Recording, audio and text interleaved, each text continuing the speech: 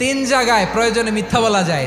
এক নাম্বার, আপনার ওয়াইফকে খুশি করার জন্য, সে একটু এরকম না বলে একটু কৌশল করে বললে খুশি হবে, ওটা বলা যায়। দুই নাম্বার, জীবন মরণের ব্যাপার, যান বাঁচানোর জন্য একটু কৌশল করে ঘুরিয়ে বললেন, এটা জায়েজ। তিন নাম্বার, দুইজন ঝগড়া লাগছে তাদেরকে মিলিয়ে দেওয়ার জন্য কৌশল করে একটু মিথ্যা বলা, ঘুরিয়ে বলা যায়। দুইজনের মধ্যে দেখলেন যে সম্পর্ক খারাপ, তো একজনরে বললেন, ভাই সে তো ওই দিন আপনার ব্যাপারে অনেক প্রশংসা। কি আমার ব্যাপারে প্রশংসা? কি বললো? এই বললো আপনি নাকি এই করছেন ওই করছেন, অনেক প্রশংসা। লোকটার মন খুশি হয়ে যাবে তার ব্যাপারে, ঠিক কিনা?